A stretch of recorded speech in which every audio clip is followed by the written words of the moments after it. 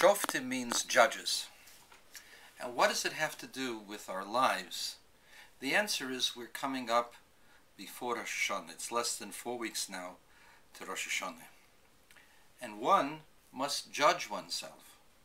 And the question is, how? How are we supposed to judge ourselves? So I'll be very brief.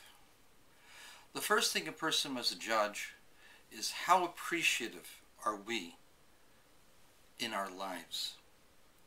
First of all, to God for making us and giving us all that we have, and then to the people whom we love, who we owe our lives to, our parents, our spouses, our friends and acquaintances, and to our children. So the first step in judging is evaluating all of the events that have taken place in your life and see whether God has been good to you for the most part or not. Most of us, most of life is good, especially if we live in this wonderful country and have all the opportunities of this country and the religious freedoms of this country. I was born in a DP camp, and I was supposed to be a breech baby. I was supposed to be a cesarean baby. I was coming out the wrong way. My father went into the synagogue, got a minyan of Jewish people, survivors, not holy rollers, survivors, Jews, probably without beards, and they said Tehillim, they said Psalms, and miraculously I turned around. Remember, this is post-war Germany, 1946. They weren't exactly too friendly to the Jews, even though they all denied they knew what was happening. And so my mother didn't know if I would even survive. When I was born, not only have I survived, but I have a family and children and grandchildren, and I'm thankful for all the opportunities that God has given me, and of course saddened at the opportunities that I've missed. But one has to look forward. You have to go ahead and judge. Has God been good to you? And the answer clearly is yes.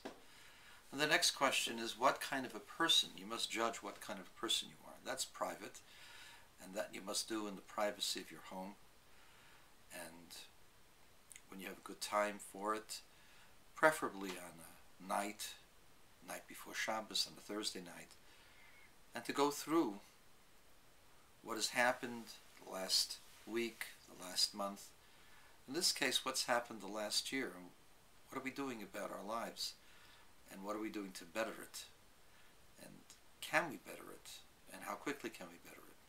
What are the things that we need to do, that we can do? One must judge carefully, not overly harsh, and certainly not overly soft, truthfully, and then see what we can do, see how we can make changes that are for the better, that are meaningful, and that we can accomplish to make us better people for the next year. But there's a third element in judgment. How much of an impact have I made on my community and my surroundings? And if the answer is not much, we have to ask ourselves why. God has given us hands and feet and a mouth, the ability to communicate. And the question is, why haven't we done more to change our environment? We have to change this world piece by piece. Mashiach will come. Mashiach will transform the world. But in order to transform the world, he needs all of our efforts. And our efforts can change a world. We can change a world. We can change the ideologies of people. We can change theologies. We need to engage the world in a meaningful discussion. We need to not be bashful about it. We need to engage the religious and the atheist. I know you atheists think you have all the truths, but there are some truths that religion has that you don't have, and you may not be aware of it. And these should be meaningful discussions. And we can change this world and make it a better world. For with the knowledge of God and the love of God comes also the love of God's creatures and the respect of all of God's children.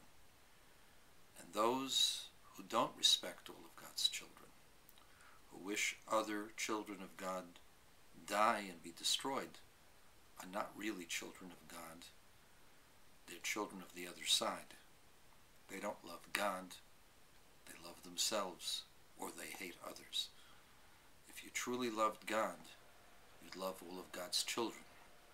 Some of you may say, well, there's only one truth. Is there only one truth? And if there is only one truth, it has to be demonstrable, not by the point of a gun. Radical Islam wishes to force its belief with the point of a gun, which shows that they really cannot stand up to a meaningful discussion. Radical Islam has no basis intellectually and in fact.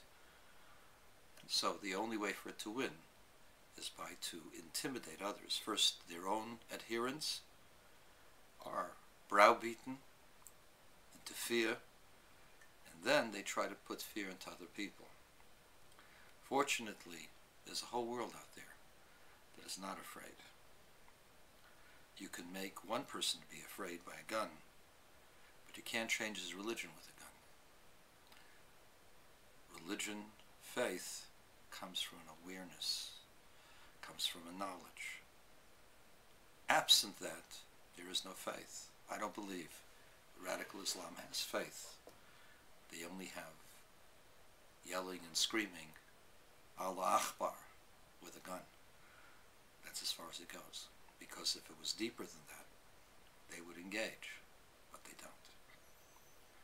At any rate, we have to take stock in changing our world, one step at a time, ourselves, our environment, and open up a meaningful discussion between ourselves and the whole world to make this world a better world.